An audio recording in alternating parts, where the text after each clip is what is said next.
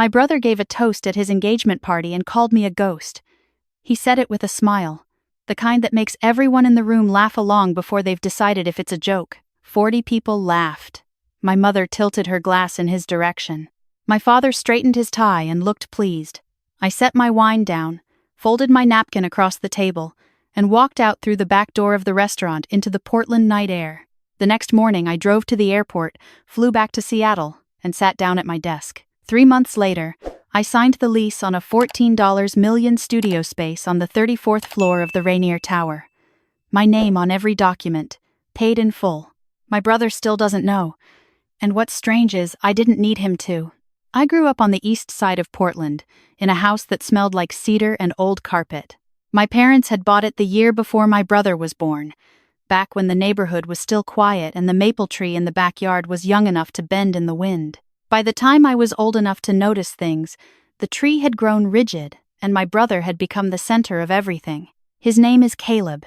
He is 2 years younger than me, and he has always been the kind of person rooms reorganize themselves around. In high school, he played lacrosse, and people came to watch. He told stories at the dinner table, and my parents leaned forward. When he laughed, my mother laughed first, before the joke had landed, like she already trusted it to be funny. I don't say this with bitterness, at least not anymore.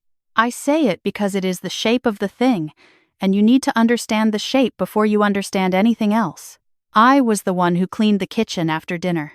I was the one who drove my brother to practice on Tuesday mornings when my mother had her physical therapy appointments. I set my alarm for 5:45 and never complained because complaining had never produced anything in that house, except a long pause and the phrase, "You're so capable, sweetheart, you'll figure it out." Being capable, I learned early, was just another word for being easy to overlook. My father worked in commercial real estate and my mother taught 3rd grade. They were not cruel people. That's what makes it complicated. They did not set out to erase me. They simply had a limited amount of attention, and my brother was louder and brighter and easier to love in the way that people think love is supposed to look: visible, celebrated, announced. I was quieter. I paid for things myself when I could. I didn't ask. I think they took my not asking as proof that I didn't need, and my not needing as proof that I was fine, and my being fine as permission to focus elsewhere. I got a full scholarship to the University of Oregon. I found out on a Tuesday afternoon in March. I sat in my car in the school parking lot and read the email 4 times with my hands shaking. I drove home and found my mother in the kitchen unloading groceries. I told her.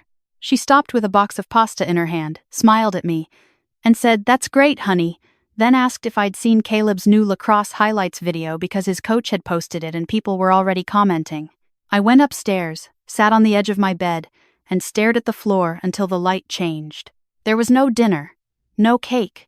My father mentioned it once at the table that week, said something about Oregon being a good school and tuition being a relief, and then my brother said something about a tournament and the conversation moved on, like a river moving around a stone. The stone doesn't move.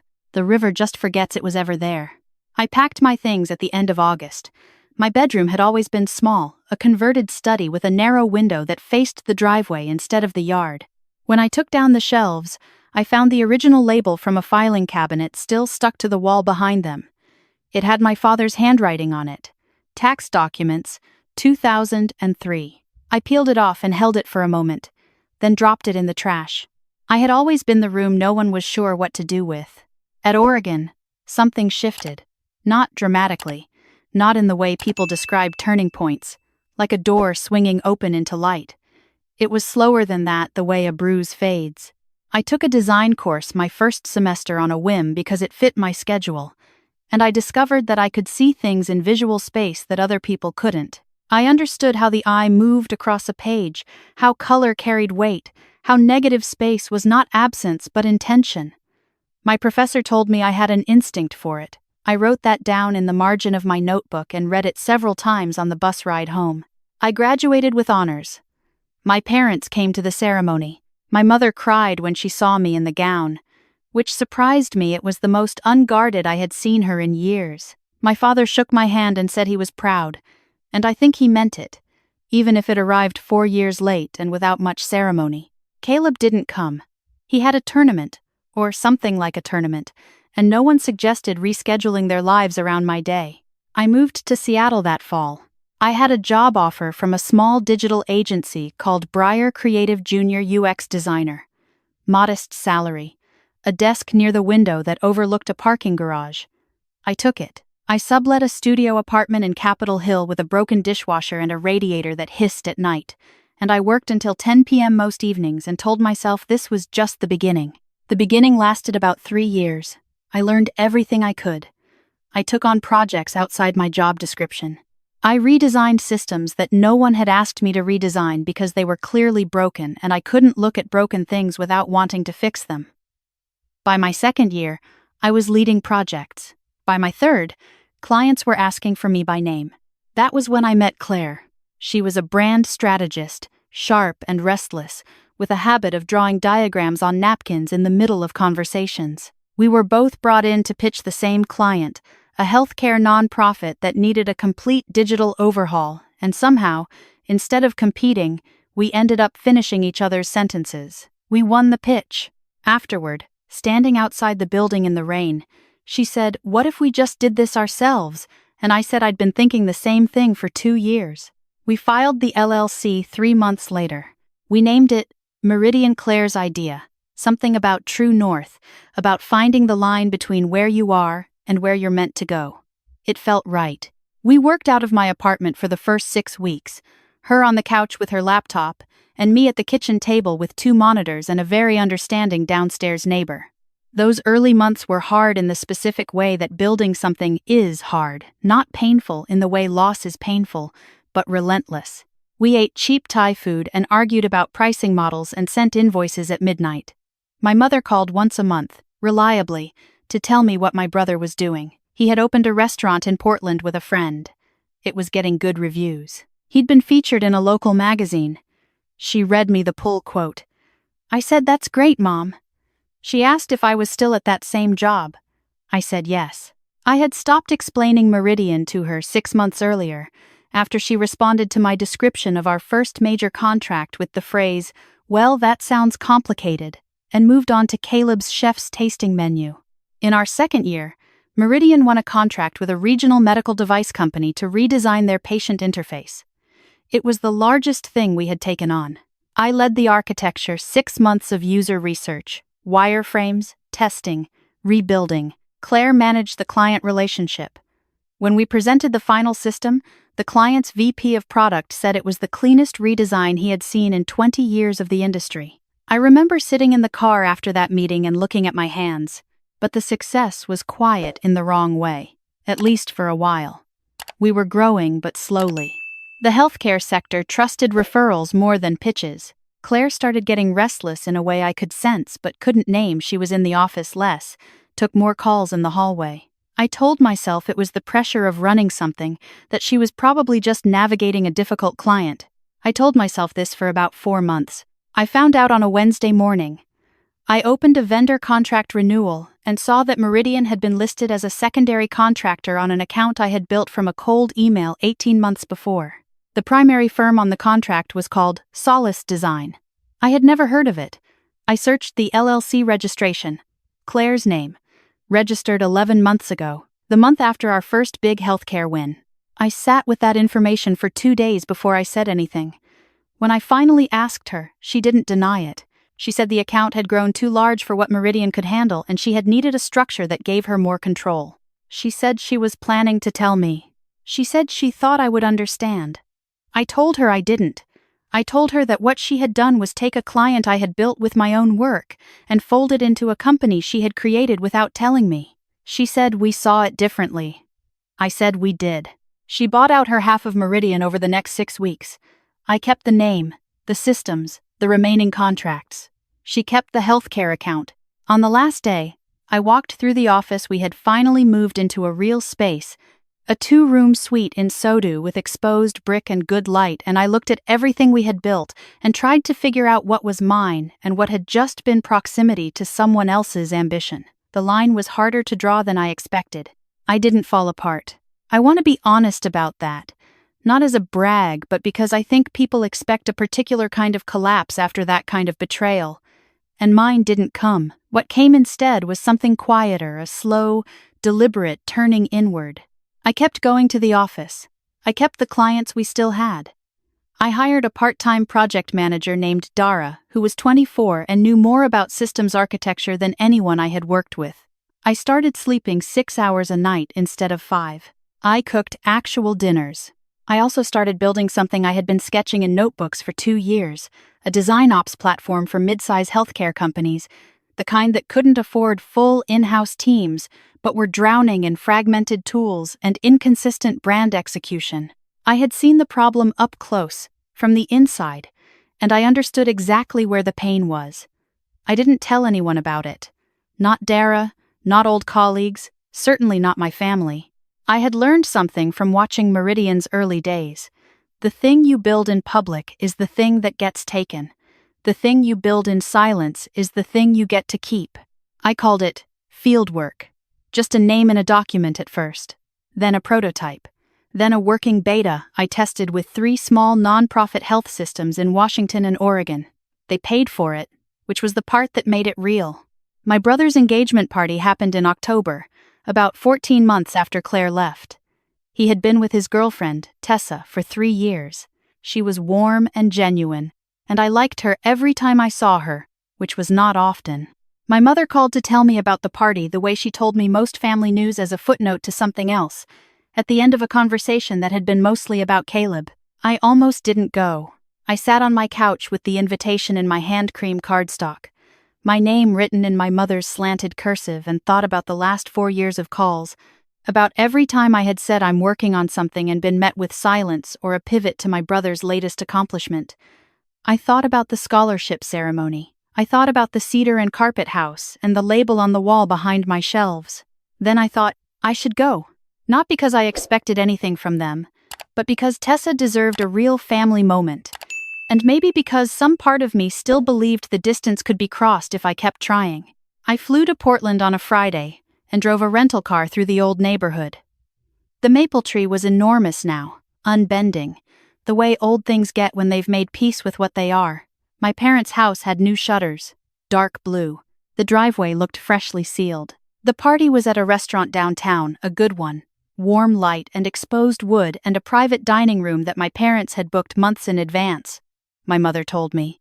Because Caleb deserved something special. I wore a dress I had bought in Seattle and arrived on time, which meant I was among the first. My mother hugged me at the door and said, "You look tired, honey," and then turned to greet someone else. My father shook my hand and asked about the drive. I said it was fine. The evening was exactly what I had expected, which should have made it easier. Tessa was gracious and kept finding me in the room to check in, which I noticed. My brother held court at the center of everything, the way he always had, his voice carrying over the room without him seeming to try. People leaned toward him when he talked. He was good at it. I ate my dinner and watched, and thought about nothing in particular. The toasts started after the dessert course. My father went first, short, warm, ended with a joke that got the laugh he was aiming for. Tessa's mother cried a little and apologized for crying and got a round of applause. Then my brother stood up, and the room shifted the way rooms do when someone takes the space and knows exactly what to do with it. He thanked everyone. He thanked my parents. He looked at Tessa and said things that were true and tender, and I could see why she loved him. And then he turned to the room and said he had to acknowledge his big sister, who had flown in all the way from Seattle. He paused there, smiled even though she basically lives on another planet. People laughed. He kept going. He said, "I'm serious. You try getting this one on the phone." He said, "Some of us are building lives and some of us are building." He made a gesture with his hand, something vague and teasing, whatever it is you're building up there, right? More laughter. He raised his glass. He said, "But seriously, it's good to have you here." My mother was smiling. My father nodded along. Tessa looked uncomfortable for exactly 1 second before her expression smoothed back out. Someone behind me said something to their neighbor, and I heard the word workaholic and a short laugh. I didn't cry. I didn't say anything. I picked up my wine glass and sipped it slowly and waited for the room to move on, which it did, because rooms always do. After the toasts, I went to find Tessa and told her the party was beautiful and that I was glad to have met more of her family. She squeezed my arm and said, "Call me sometime," and I think she meant it. I found my jacket on the chair where I had left it. I hugged my mother, who was talking to someone from the school district. I told my father I had an early flight, and he said, "Safe travels." I walked out onto the street. The October air was cold and smelled like rain and car exhaust and something faintly like cedar, which might have been my imagination. I stood on the sidewalk for a moment, hands in my pockets, and let myself feel the thing I had been carrying since the toast landed. It wasn't rage. It was something older and quieter, the feeling of being translated wrong, over and over, by people who should have spoken your language by now.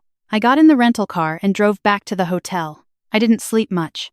I caught an early flight and was at my desk in Seattle by 11 in the morning, coffee cooling beside me, Fieldwork's latest build open on my screen. Fieldwork closed its first enterprise contract 4 months later, a network of urgent care clinics across 3 states that needed an overhaul of their entire patient communication infrastructure. The contract value was larger than everything Meridian had billed in its second year combined. I signed it in January, in a conference room with a view of Puget Sound, and then drove home and made dinner, and went to bed at 10. The acquisition conversations started the following spring, which I had not expected. Not yet.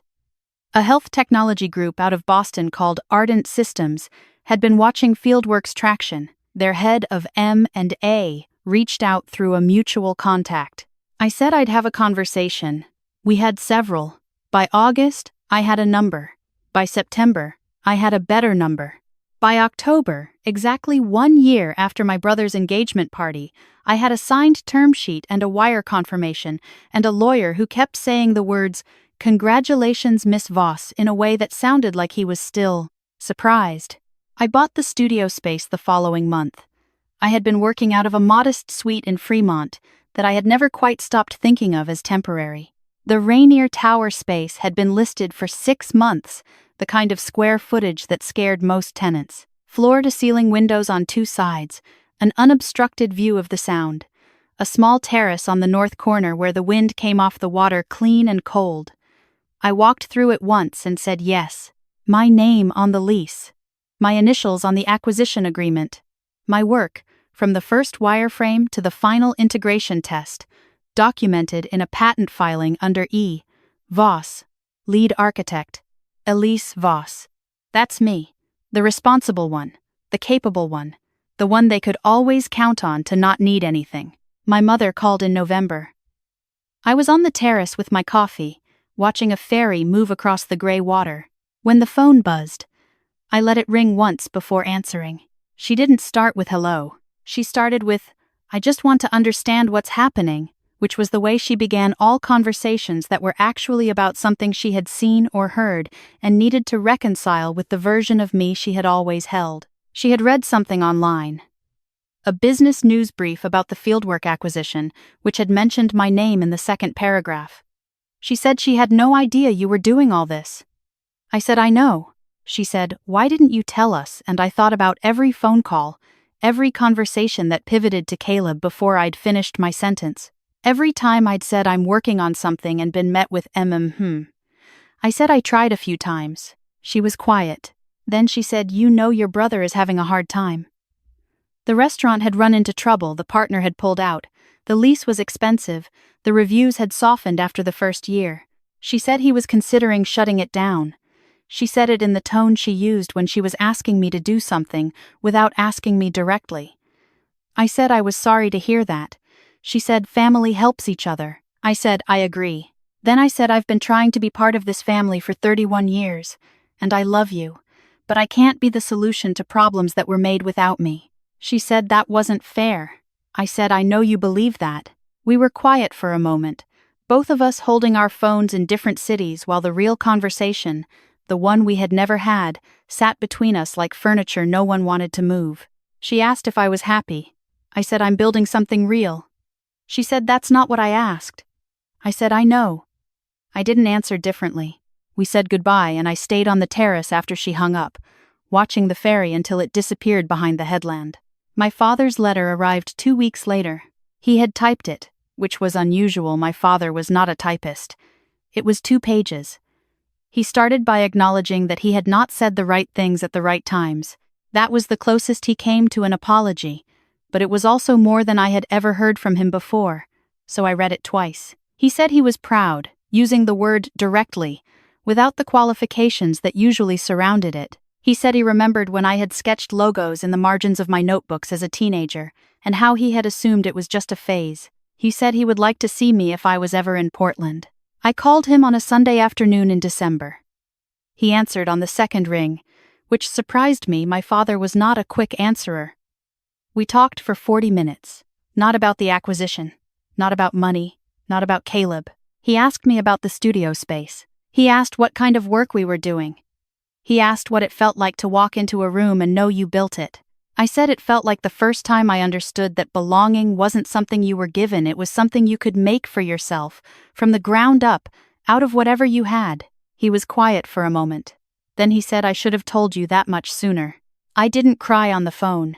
I cried a little afterward, sitting on the kitchen floor with my back against the cabinets, but it was the kind of crying that doesn't feel like grief. It felt more like releasing pressure, like something that had been sealed for a long time, finally finding a way to breathe. I flew to Portland in January. I met my father at a coffee shop on Burnside, the kind of place with mismatched chairs and coffee that came in a ceramic mug. He was already there when I arrived, sitting at a corner table, looking older than I remembered and somehow less certain, which made him seem more like a person than the version of him I had carried around in my memory. We hugged, which we had not done in years. We both acknowledged that without saying it, he asked about the work. I told him the real version, not the polished pitch I'd given journalists, but the actual history, the sketching, the agency years, the partnership that went wrong, the 18 months I built fieldwork alone in a studio apartment, the 3 non-profit systems that took a chance on a beta product from a company they'd never heard of. He listened the whole time without reaching for his phone. That sounds like it was very hard, he said when I finished. I said it was. I also said it was the best thing I ever did, because it was mine completely, no partner to defer to, no one to share the decisions with, no one whose doubt I had to carry alongside my own. He looked at the table. Then he looked at me. He said, your brother isn't doing well. I said, I know. He said, I'm not asking you to fix it. I looked at him, and he said it again, more quietly, like he needed to hear himself say it. I'm not asking you to fix it. That's not your responsibility. I exhaled slowly. I said, thank you for saying that. He nodded. Before I left, I took something out of my bag and set it on the table. It was a design document, not a book. Nothing formal.